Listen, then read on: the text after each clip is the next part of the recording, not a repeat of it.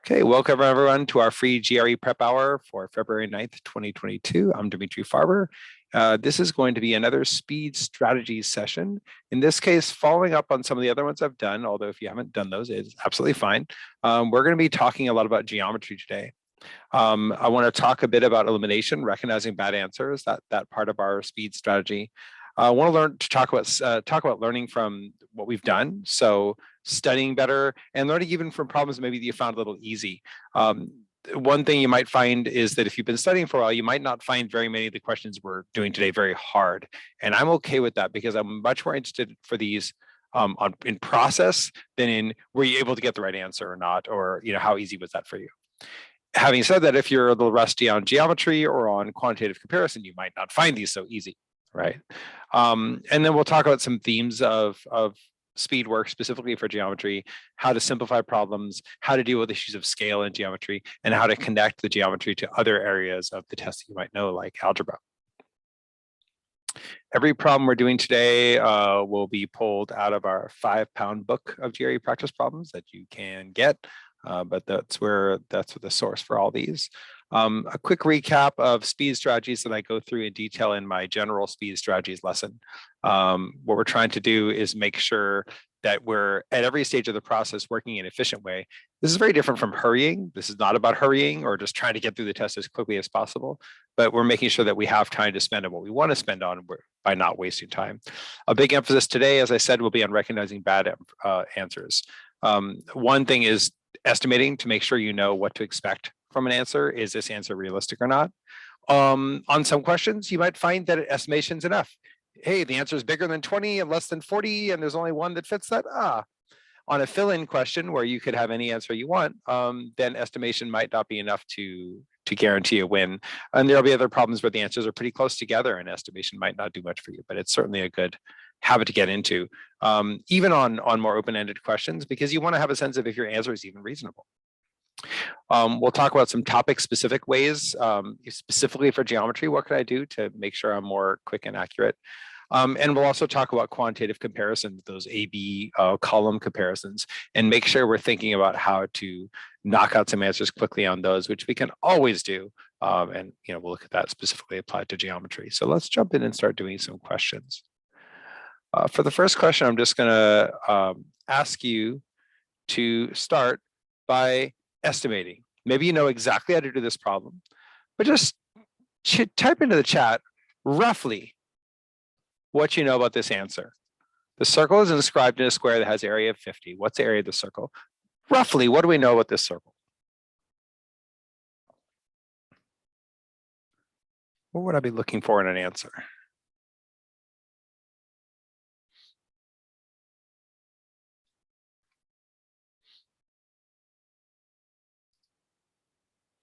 Okay, so I might want another radius. Okay, so if I'm going to solve, I might think about the radius of the circle because I know there's a formula, area is pi r squared. But let's say I'm not actually solving. Let's say I'm just trying to think about what a good answer might be. What's a reasonable range of values for the circle? The circle area is certainly smaller since it's inside the square. And some of you might have thought, well, I know that, but that's important to think about, as you'll see in a moment. And so we know first off that the area must be less than 50. The circle can't be bigger than the thing that it's inside. What about a lower limit? Is there a number that you'd say is definitely too small? Or and how would we know? How close to 50 should we be?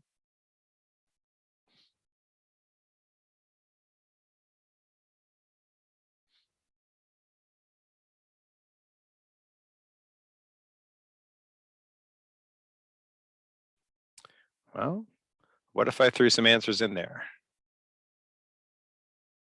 If you pull this in, what answer looks most reasonable here?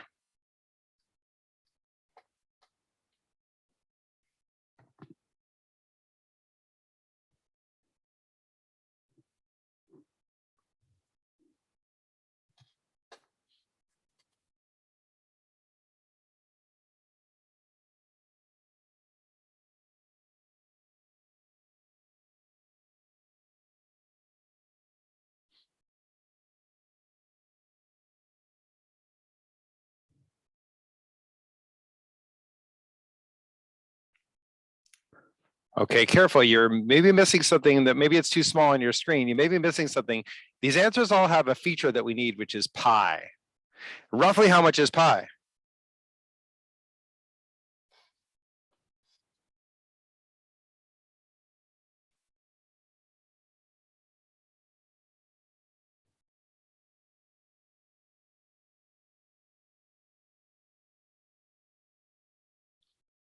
Pi should be about 3.14, right? So if you're choosing C, which a bunch of you chose, that's bigger than 50, right? So even if we just say, hey, pi is just roughly 3, we have to get rid of C.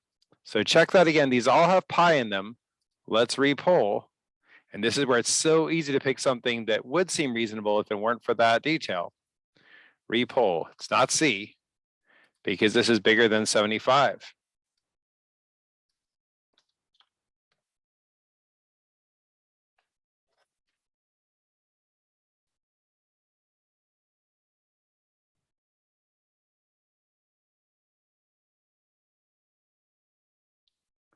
Okay. I'm seeing a different suite of answers now for sure. Notice that we can get rid of a lot of answers, definitely, right? If 25 pi is too small, too big, then 50 pi is twice that. That's even bigger, right? So we could say it's more than 150, but the point is it's too big. And 625 divided by 16, I don't know, right, exactly. But let's see, 625 divided by 10 is 62.5. Divided by 20 is like 31.5. So that's still too big. I don't care how much that is. It's, between a 10th and a 20th. So between 30 pi and 60 pi, somewhere in there. So too big. So the answer can only be A or B. Now the question is how I'd tell whether A or B is more reasonable. Okay. The problem is that if I know the area is 50, I might not be able to solve that directly. So I'd have to think about what is this as a number of pi's? So roughly what would 25 pi over 4 be?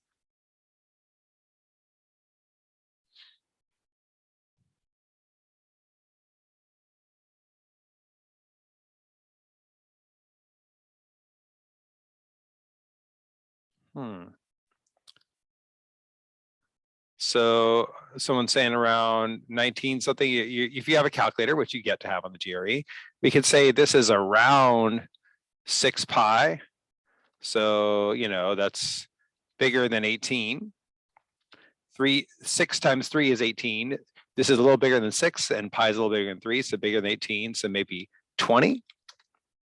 And then 25 pi over 2, notice that's just going to be double. So this is maybe 40. So now let's think about this. If the area of the square is 50, what's a better approximation for the circle, 20 or 40?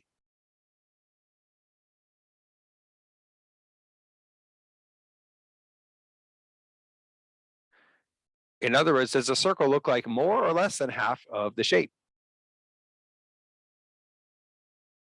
And this is where having an initial prediction might make such a difference, because really think about, hey, what do I know here?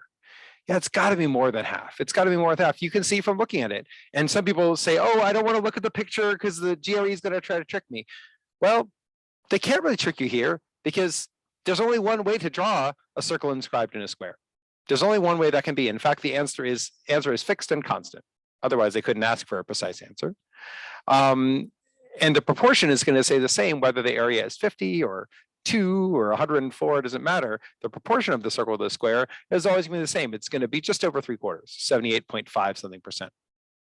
And so B is a much better answer than A. Not a lot of people got B. So this is really interesting to look at. We can say, hey, estimation can get rid of A, B, can get rid of C, D, E, but I still have to think then about what is my lower limit.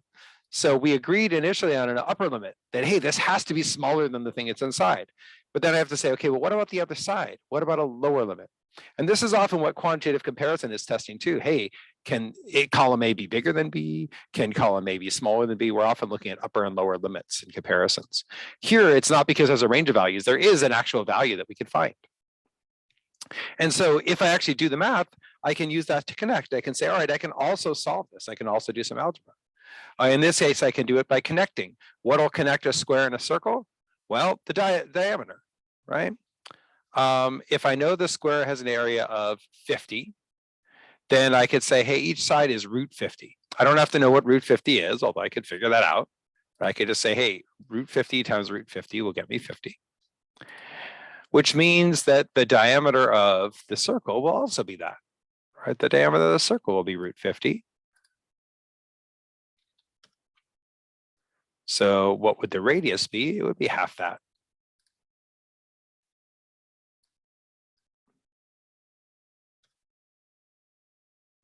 So we know the area of circle equals pi times radius squared. And so that would be pi times root 25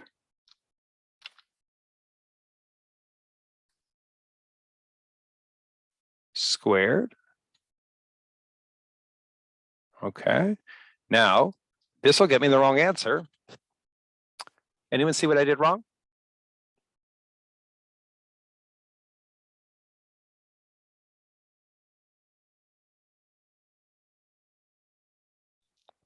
Man, I'm so convincing. Everyone believes me. Look, just go believe in the teacher. But this is going to get us the wrong answer. This is going to say, wait a second.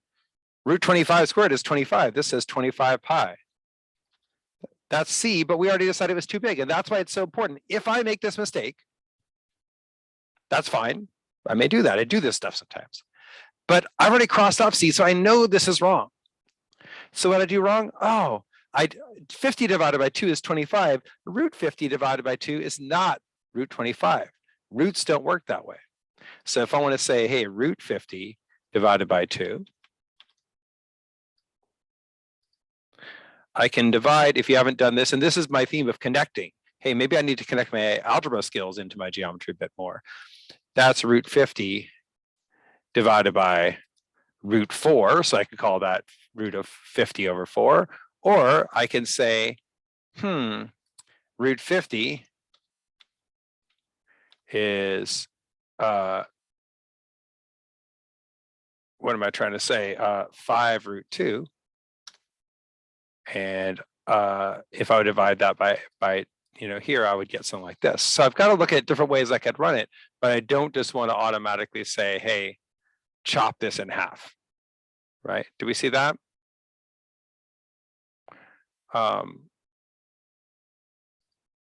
And so then I could take one of these and square it. So this is where the algebra could actually get a little ugly. Then I have to say, oh my gosh, now I have to do 5 root 2 over 2 squared, or root 50 over root 4 squared, right? So what do I then have? I have 50 divided by 4. That would probably be the easiest way to do it, right? So if the real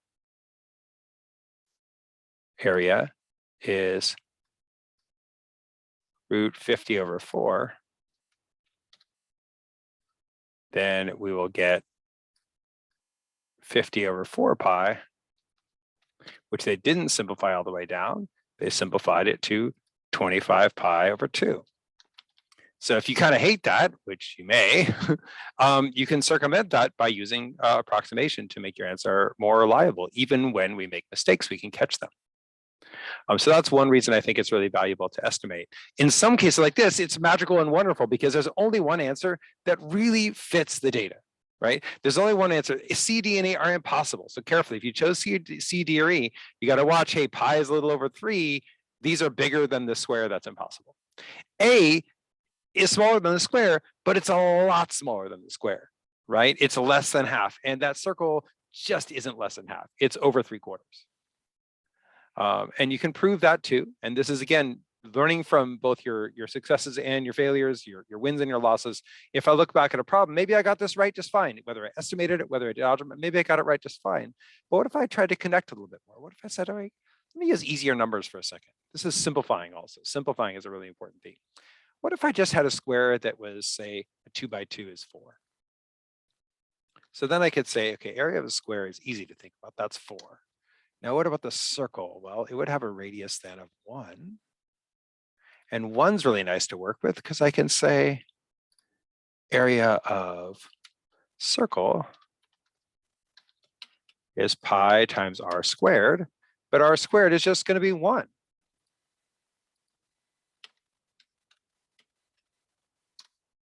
So now I can say, hey, if I were to find the radius, the ratio of the circle to the square's area, it would be pi over 4.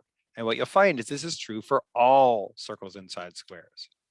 For all circles inside squares, they're going to be the same because as the circle gets bigger, so does the square. And this is equal to about 78.5%.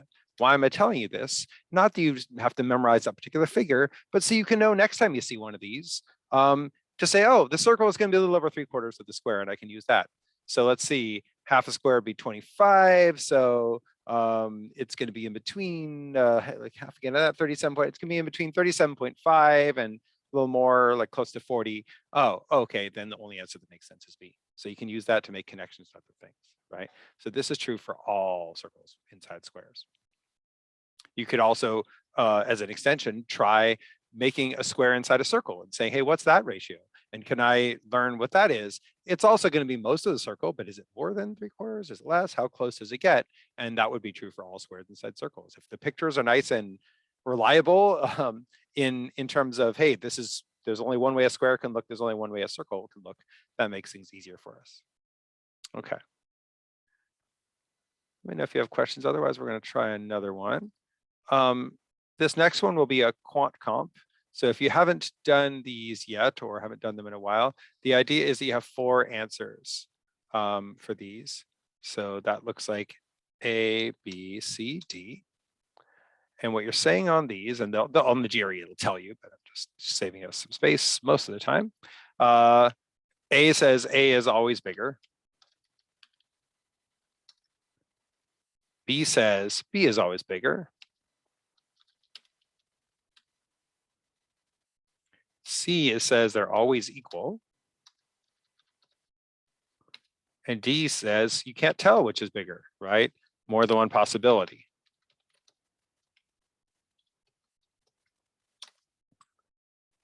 Okay. So what do we think it is here? X is the degree measure of the angle, right, in this hexagon. And Y is the degree measure in what is that? 1, 2, 3, 4, 5, 6, 7. I guess that's a heptagon, 7-sided figure. We don't need to know that name, but pull in what you think the answer is here. Of course, don't choose E. That won't be a thing here.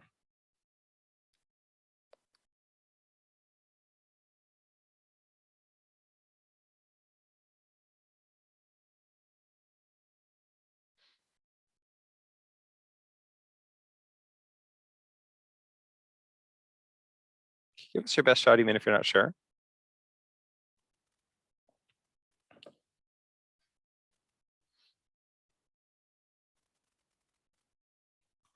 So one nice thing, and this gets back to our speed strategies. One thing we talked about in the previous lesson is on quant comp, anytime you can get a single case at all, you can always get rid of 2 answers this way. So let's look at what that looks like. So one way I could do that is to extend things out to extremes a little bit. So what if I try drawing something with a lot of sides, right? Let me draw a little bigger than that, right? Imagine one of these fancy, Dungeons and Dragons dice that has lots of little angles. I'm terrible at this, right? But okay, right? What we can see over time, that's not very well drawn, but the more sides we get, the smaller the individual angles ought to be, right? And you can imagine one that has tiny little facets, like a little gemstone or something, tiny little facets. So a general principle ought to be, we'd expect that I can expect that all else being equal, more sides will make for smaller angles. So X can be bigger.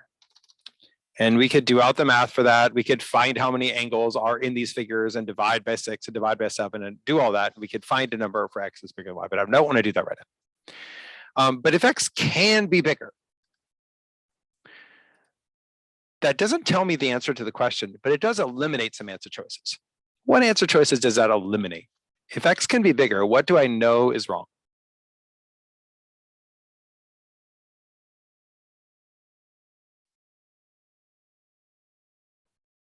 Yeah, I can get rid of B and C. And the general rule is for quant comp, anytime I get a valid case, I can get rid of the 2 out of A, B, C that don't fit that case. So let me say that again. Anytime, this is because I think this is one of the most central things for doing quant comp. Anytime you get a single case that works, then you can get rid of the 2 that don't fit that. So we can say, hey, X is bigger this time, so B isn't always bigger. And they weren't equal this time, so they're not always equal. Maybe some of the times they're equal, or some of the time B is bigger. Maybe there are other cases, but it's not always the case. And that's really important, right? So are cats bigger than dogs? Well, it depends, right? But if you see a little tiny cat and a big dog, you say, well, in this case, no, the dog was bigger. So it's not that cats are always bigger. It's not that they're always equal. Now, could I find a tiny little dog and a big cat? Sure, right? Then that gets me a D. In a sense, that's what I'm trying to find. I'm almost trying to prove D if I can. So now I'd say, is there a way to make Y bigger?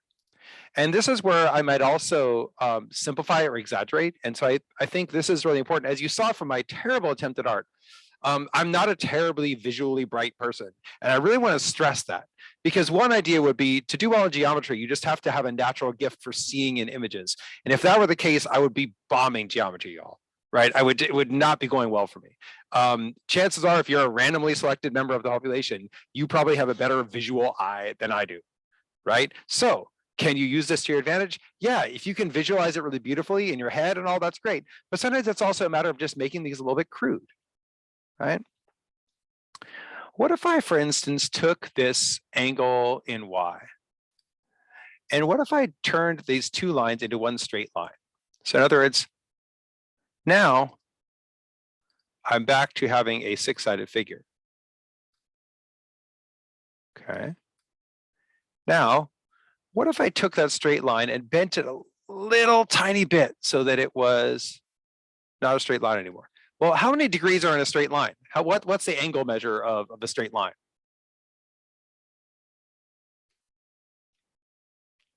180 degrees, right? So if I bent that just a tiny, tiny bit, I'd be back to having 7 sides, right? But I'd be really close to 180 degrees on this line. So let me say I do it like that. Okay, I bent it a little bit. So now, does my right-hand figure still have 7 sides? 1, 2, 3, 4, 5, 6, 7. Yeah, okay. Is Y bigger than X this time? You betcha. A is out. The answer is D. So exaggeration can be a big thing. A little bit of suspicion is also important too. So one reason that A was popular is that we know there are formulas we can use to say, hey, X is bigger than Y. But the problem is, if that were the answer, it wouldn't be a very fun problem. It wouldn't be that interesting a problem. So if all the angles are, if these shapes, let me put it this way, if these shapes are regular, then X is bigger than Y. But if they are warped, then Y might be greater than X. And that's what we get D, right? So yes, if you have a regular polygon with a certain number of sides, there's a formula. And the formula says that the, degree measure equals number of sides minus 2 times 180, right? And so then I could just divide by 6 and I could divide by 7 and I could do it out. Great. But that doesn't have to be what we have. And so I don't have to do all that work of actually proving this, right? Okay. Everyone all right with that?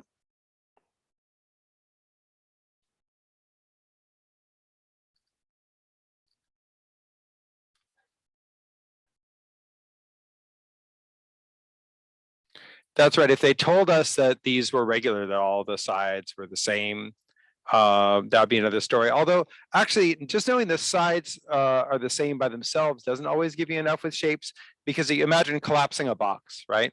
If I know, like, let's say I have a rectangular shipping box that I got something to mail in, I can change the angles without changing the sides just by collapsing that box, right? So I start to have something that looks more like a diamond, and then a parallelogram and then a flat line. So even then I'd have to think about the individual angles, not just the side lengths. Okay, cool. Let's try something else. Here's one where there's a pretty uncontroversial way to solve this. So you might think for this one about how you would do it just as quickly as possible. And I don't think you'll necessarily need a ton of help from me on that part of it. But then we might look at ways to use this to learn how to correct other problems we see. So first, just try this. Try to do it fairly quickly, see if there's an easy way you can do it. Hint, you might want to use a calculator on this one. It could be a pretty straightforward way to go. So try this out for a moment before we discuss.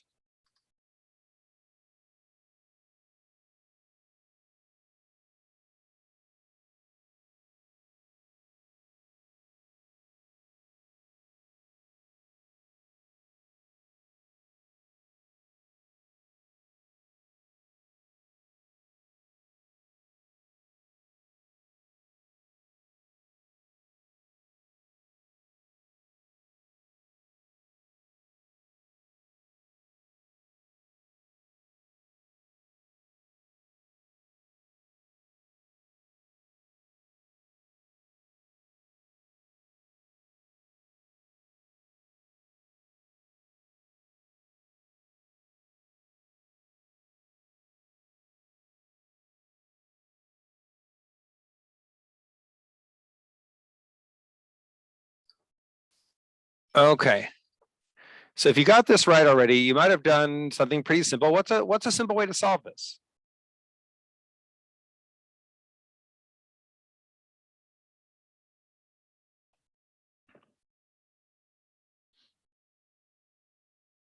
Tons of agreement here. All right. Yeah, just get the larger area minus a smaller area. And here's one where I could just bust it out of a calculator. I could just say, okay, well, the frame is going to be 24 by 16. And the photo or whatever the picture is going to be 10 by 15. And I can just subtract those. And since I have a calculator, that's fairly trivial, right? If you were studying for a test that required you to do this by hand, like the GMAT does, then you might have to think about ways to, okay, 24 times 16 is double it. 24 times 2 is 48, 96, 192, 384. So I could do this kind of thing, but I've got a calculator. So I might use that as a check on my accuracy, make sure it makes sense. Or to say, hey, it's going to be in the neighborhood of 20 times 20, somewhere around 400. And then 10 times 15, I just throw a 0 on the end. And I get 234. And I think there's nothing wrong with doing this problem this way. In fact, I would argue that's the best way to do this problem. So what I'm interested in studying from this is what else can we learn from this problem? This is what I meant by learn from your losses as well as your wins. Maybe you did this one just fine and you don't really need any help.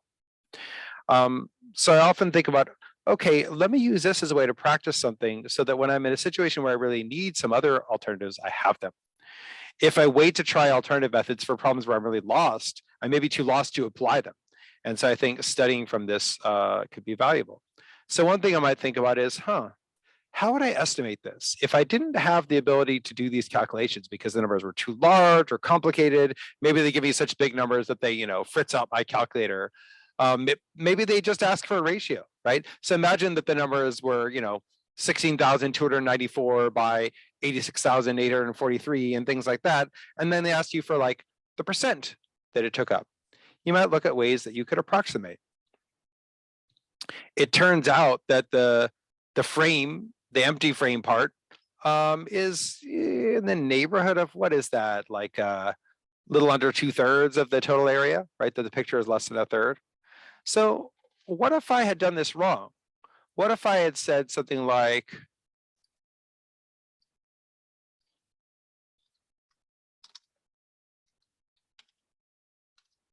the picture is about half the total, right? 10 is more than half of 16, and 15 is more than half of 24. So in fact, I could take this further. What if I said this? The picture is more than half the total.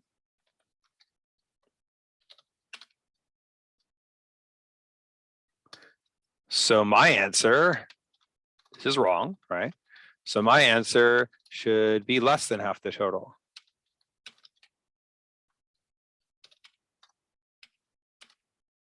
Can anyone tell me what I did wrong there? It's certainly true that 10's more than half of 16, right? Half of 16 would be 8. 15 is more than half of 24, half would be 12. So it's more than half in both cases. So why isn't the picture taking up more than half of the total area? And so why then isn't the remaining answer less than half of the picture of the frame? What's wrong with that?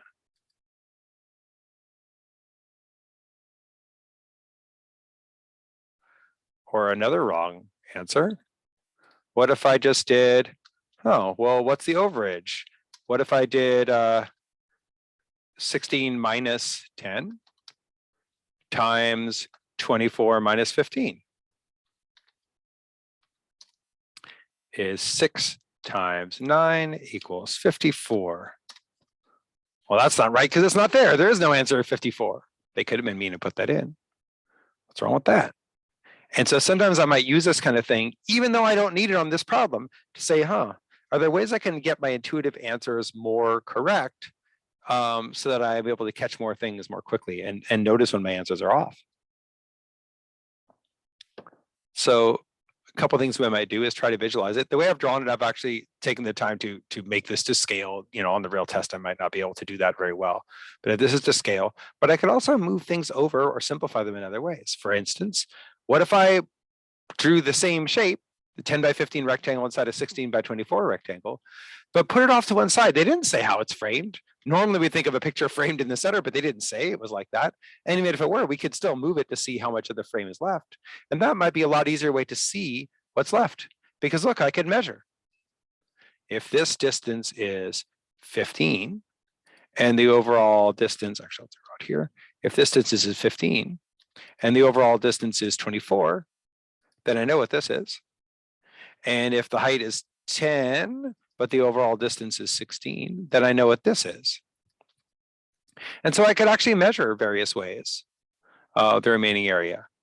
I could say, okay, well, let's see. This one is going to be 9 by 16, right? It's a 9 width and it's got the whole height, right? So it's 9 times 16, which is 144.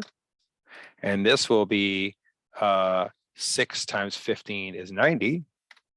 And 90 plus 144 is, go figure. So notice that this disproves a couple things that we see on the bottom. First off, it disproves this 54 part, because what's the 54? The 54 is just this yellow part here. It's just this yellow part. It's saying, hey, what about just the part that's over the length and over the width, right? And it leaves out the other two white parts. This also shows why the red part is wrong, because you'll notice that if a picture, let's say it were half, if a picture is half in 2 dimensions, it's actually a quarter of the overall area. So that if the picture were half the square in length, and if the picture were half the frame in length and half the frame in height, we'd expect it to be a quarter of the area and the answer to be the other 3/4. Since the picture is a little more than half at both directions, we'd expect it to take up a bit more than a quarter and have the answer be a little less than 3/4, which is what we get. So another way we could do that is to simplify. What if I drew this as squares, right? Then I could see this much more simply, right? Imagine some nice figure like a 10 and a 20, right? If I have a square that's got a dimension of, say, 10, then I know the area of this is 100. What happens if I have it double in both directions, right? If I've got a 20 by 20 square,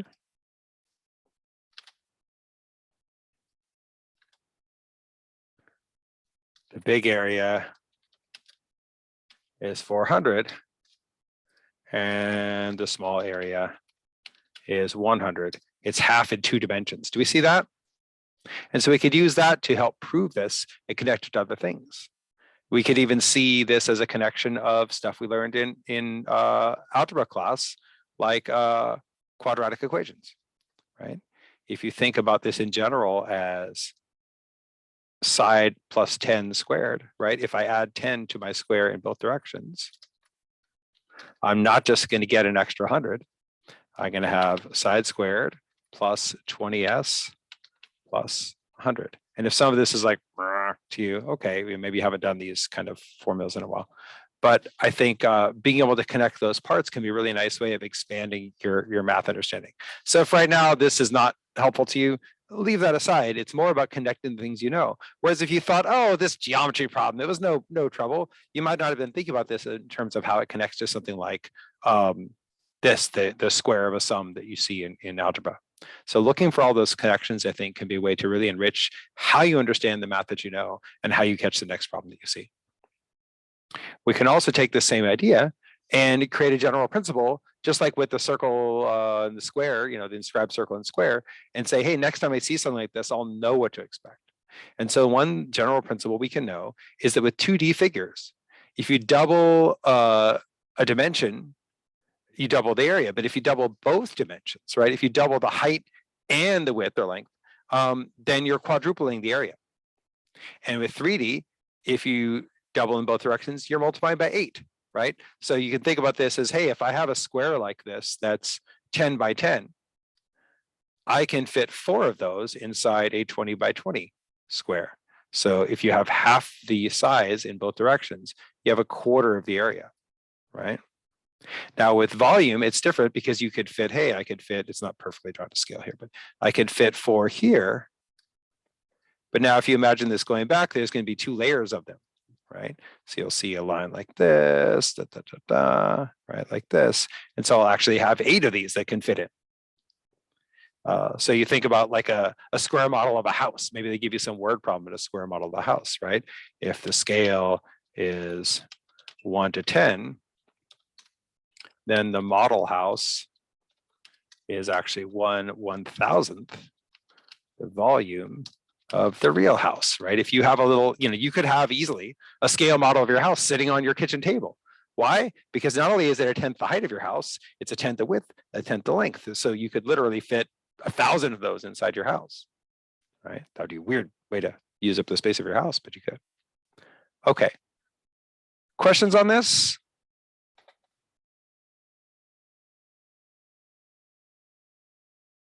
So probably what I want to do to speed you up is make sure that when you're studying, you're slowing down. A lot of people, they make the mistake of just another problem, right? We have this 5-pound book and people tell me, I've done the whole 5-pound book. Why? Why? I mean, it's 5 pounds. It's literally very heavy book. It's large. We don't need to have done that many problems. It's more about getting something out of book, all of what we do. Oh, did I? Oh my gosh, thank you for the comment. I wrote the wrong thing on the slide. It does not double the area. That's not what I was demonstrating. It quadruples the area, which was my whole point. I apologize. Thank you. Yes. So we multiply, if we double both dimensions, we multiply the area by 4. Thank you. If we double all the dimensions, we multiply the volume by 8. And similarly, if we're multiplying by 7, then we'd multiply the area by 49 if we did it in both directions, right? And if you were doing it in all 3 directions, 7 times 7 times 7, what is that? 441, right? But no, what I was saying, 7 just has 49 times 7, I can talk, is 341, 343. Okay. See, for those who think you need to memorize all your cubes, apparently I didn't. So there we go. So we'll want to watch those kind of relationships. So yeah, sorry about that. Quadruples the area. That's the whole point. Okay, thank you. Other questions on that?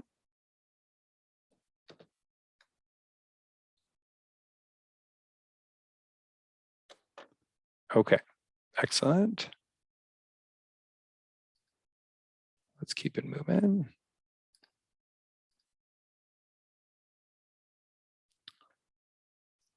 See if we can use this one to solve a couple of problems. So this one and the next one, actually, I'll give them to you both together. Both of these require you to think about scaling, and they're going to be made a lot easier if we look at the scaling aspect of this. So take like 2 minutes to try these, and then we'll discuss.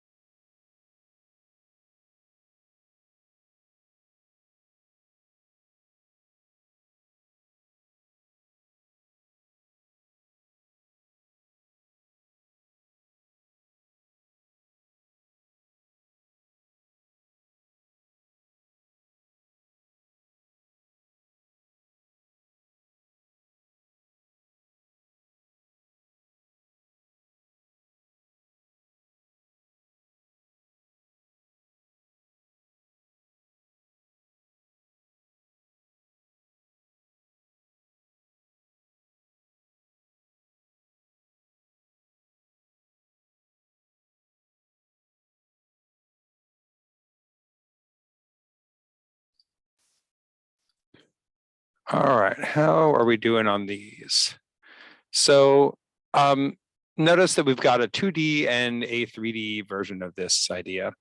So on the 2D version, I've got 2 meters by 2 meters being cut into 2 centimeters by 10 centimeters. And if I want to be very dutiful, I can write this out with all my units. And I'm not arguing against that. And nothing I say in these speed lessons should indicate that we don't want to be careful or that we can't benefit from writing things out the same way we might in school. So you certainly could say, all right, for instance, I could say 2 meters by 2 meters.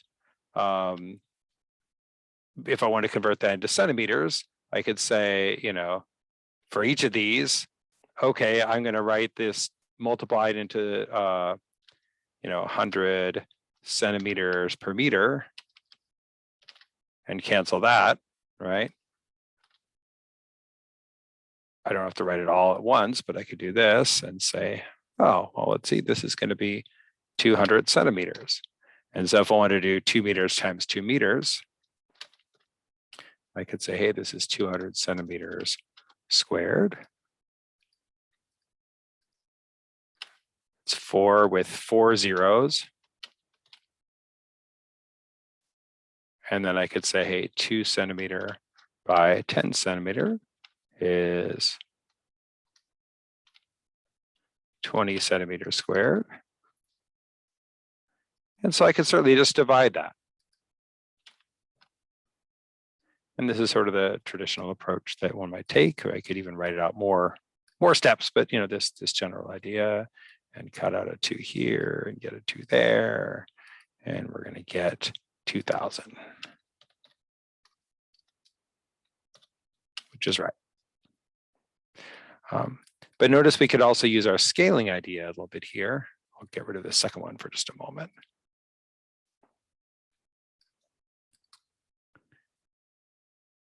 Just say slight shortcut. It's not a big deal. It's not that different from what we did.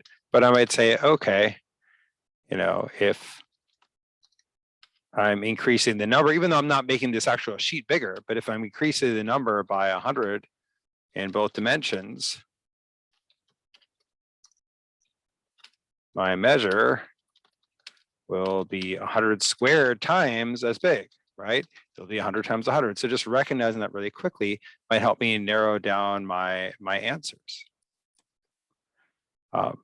You could even simplify and say, hey, forget the 2 by 10 centimeter. What if I just said 2 meters times 2 meters over 2 centimeters times 2 centimeters? Okay, well, each one will be 100 times as big.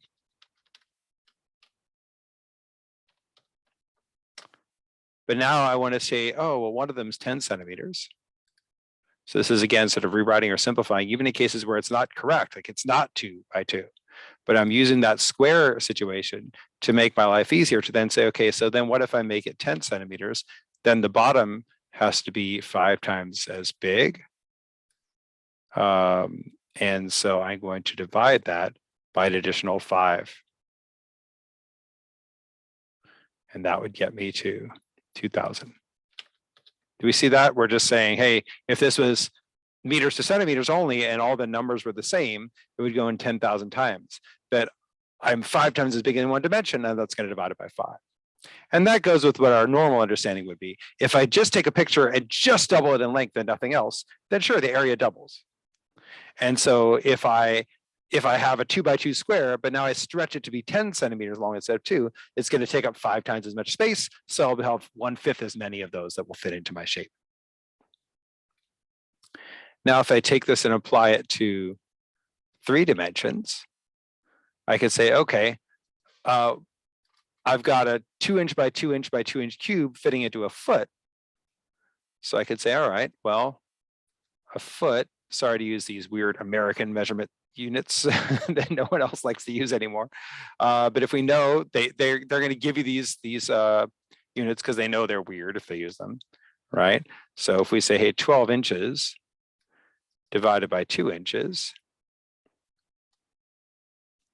we could say, all right, well, then we're going to fit 6 on a side,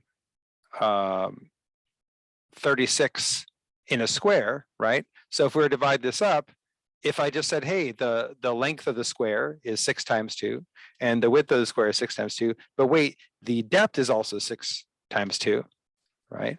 The square is 6 times, or the big face is 6 times the little in each direction.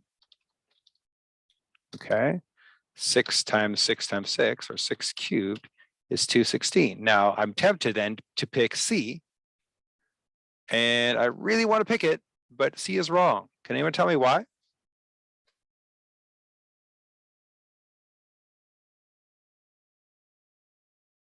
What's wrong with picking 16 as an answer? I want something that's 6 times wider, 6 times taller, 6 times deeper. That's 216. Maximum is not the issue, because this is actually the maximum. The only reason they say something like maximum is I could find some other way to waste it. If I cut in the middle. It's like when people waste paper or dough when they're making cookies by cutting in a weird place. If I try to cut, squares here and here and here, I wouldn't get the maximum because there'd be all these scraps, right? So maximum isn't the issue. The issue is that my answer is very far off. There's 6 cubes, yeah. And that's really easy to miss. And I know because I've missed it when on going back to this problem, going, oh, wait, 6 cubes, right? So easy to miss. So how do I do that? That gets back to our upfront work. Start with this, right? So I might write something like 6 cubes equals solution times 6 equals, or something like that. Something that would make me mark it and say, okay, let me find how many fit in 1 and multiply it times 6 and actually put that on my paper. Because otherwise I'm almost certain to forget, right? So I'd say, hey, 216 times 6, and this is where I can approximate. It's around 1200. I don't need to do the actual calculation. I don't need to get up my calculator. I know that 1800 or 1700 is way too big. It's got to be D. Then it can't be smaller than 216, of course. Okay. So create those things that rein in your accuracy a little bit. So if I can just roughly say, okay, well, first off, I've got 6 cubes. So even if they're the same size, that's 6. And then, oh, I'm multiplying 6 in each direction, 3 dimensions. All this answer really is 6 to the 4th, right? Okay, I can do that.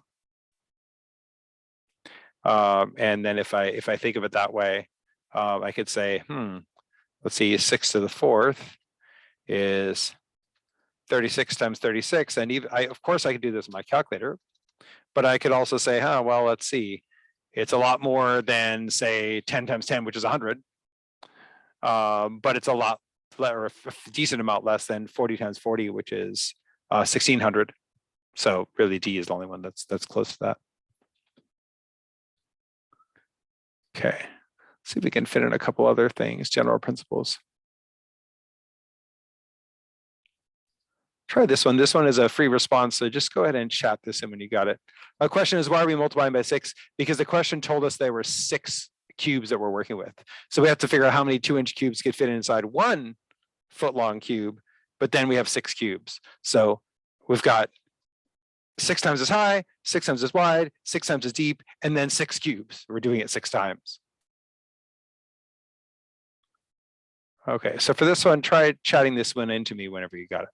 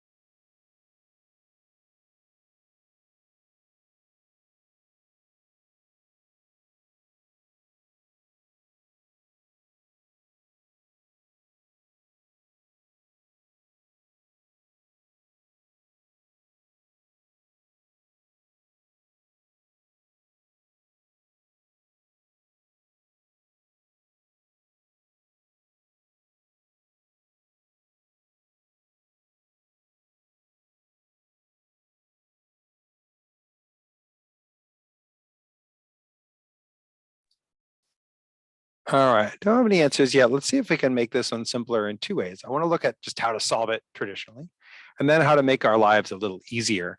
In theory, this is one that you can solve without even putting pen to paper.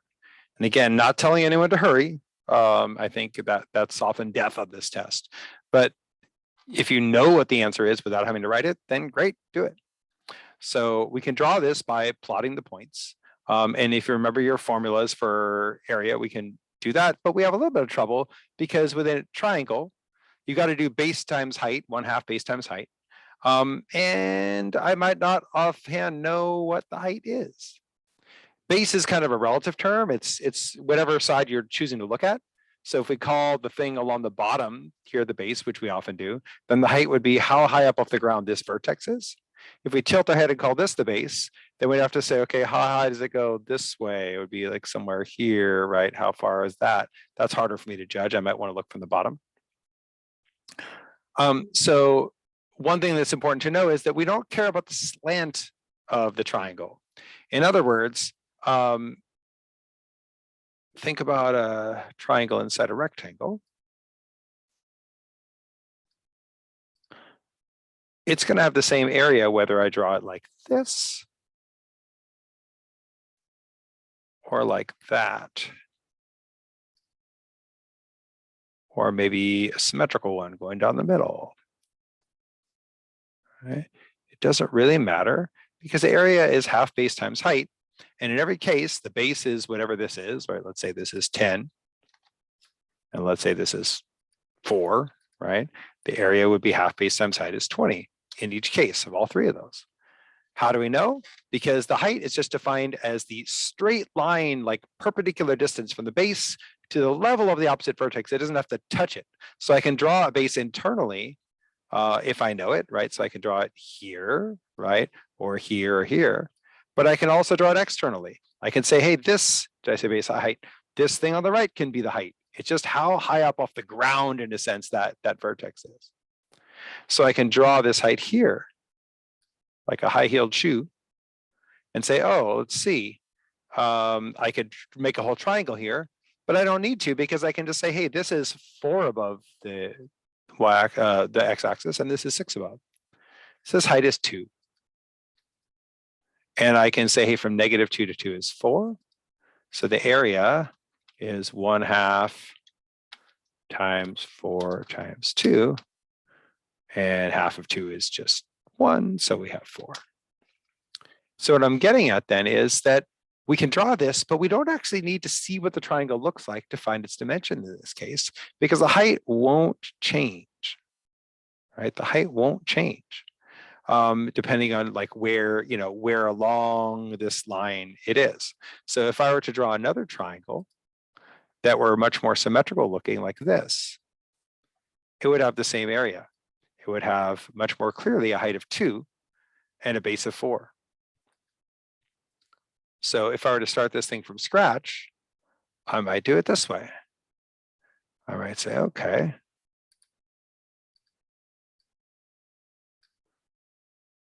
Well, I see that I've got a straight line with these first two, because they're on the same y level, y equals 4. So what can I draw? I can say, all right, from -2, 4 to +2, 4 is a distance of 4.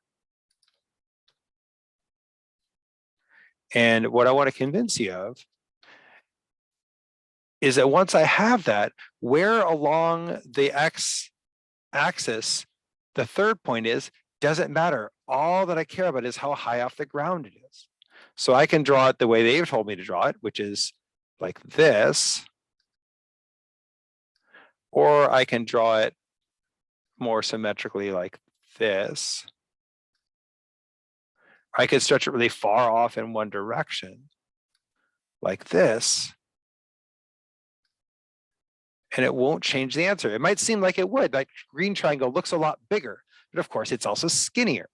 If it rises only to the level of 6, it doesn't matter whether the third point is at 0, 6, or like they told us, and I'm not drawing this perfectly to scale, of course, at -6, 6, or even if it's, over here at say 106, it doesn't matter because we have two that make a straight line that have a length of 4, and then I have a height that would be the same regardless. The height is just this distance of 2, regardless of where I draw it, and stretching it out one direction or another doesn't matter.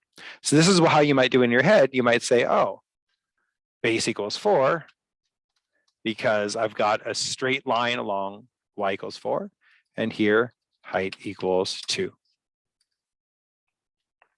Okay, and then half base times height is 4.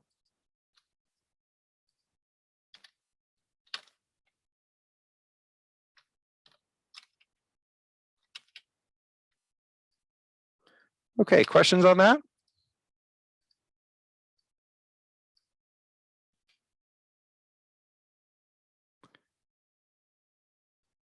All right, folks, I'll stop you there. I hope you found this helpful. Definitely want you to keep thinking about ways to make your work more efficient. And a big part of that, I think, is just really reviewing everything you do, going back through what you do and saying, how can I get something faster or more efficient out of this? How can I be more confident that I'm correct, whether it's in quant and verbal? And so that means even reviewing problems that you didn't think were that hard. Some of you may have found these problems really hard, partly because maybe it's been a while since you've done geometry, or maybe you're new to some of the GRE formats.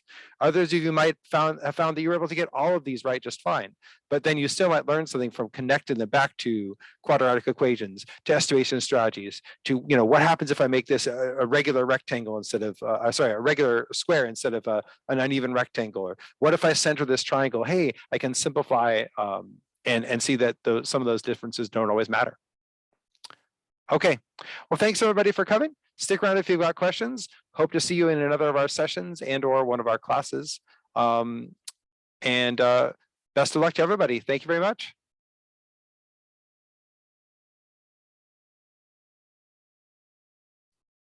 Night now.